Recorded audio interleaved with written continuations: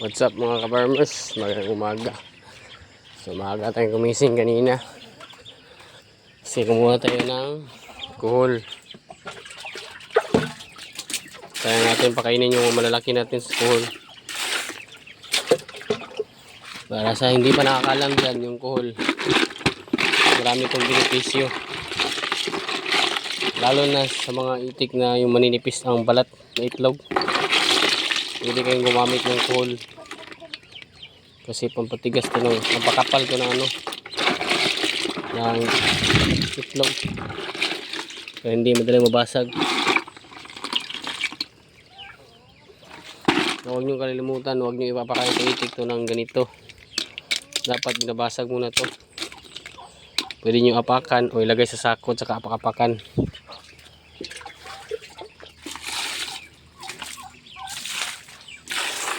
Lagay muna natin sa sako.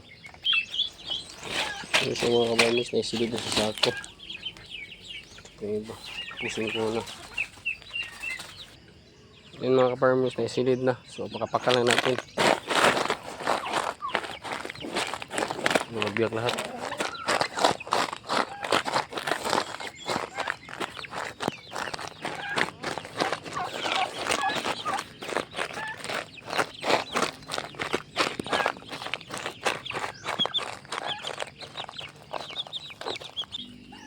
Yan ang mga farmers sa durog na. Bukas na lang natin.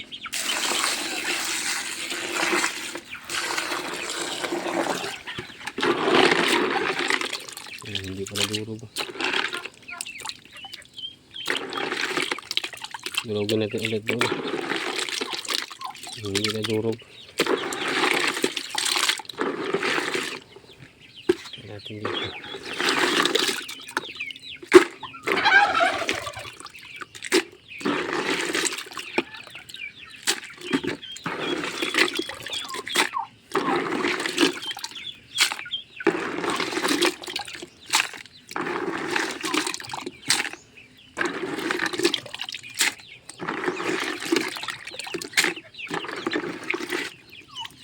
Papakapal ito ng itlog mga farmers para hindi na rin mabasag yung itlog ng yung itik.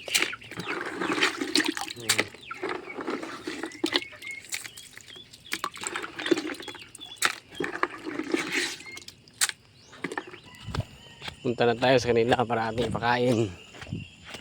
Tignan natin yung kakain ba sila.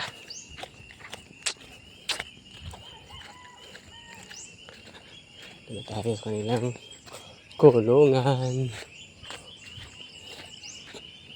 Subukan natin yung maliliit kung kain ba. Yung mga malalaki siguro ito kain yun. Yung maliliit muna.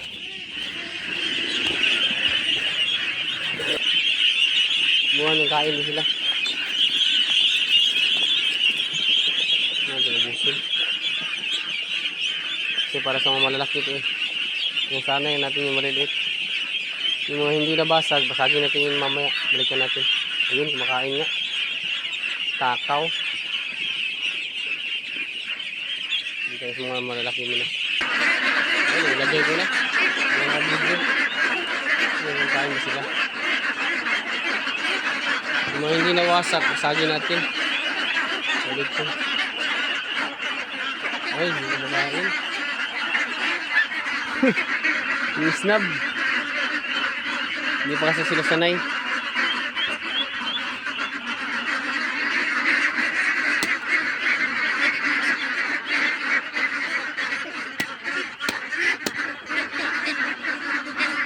Ay, kumakain.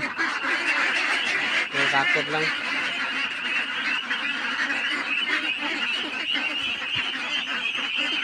Yung sa kabila. Yung may kumakain, may hindi. Ignorante pa kasi ito. First time na makakain ng ganitong pagkain.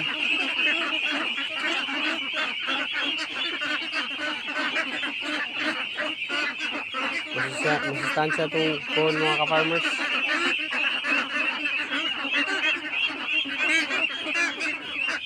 Okay lang natin yung bato yung mamaya. Hindi na basag. Ayun, kumakain.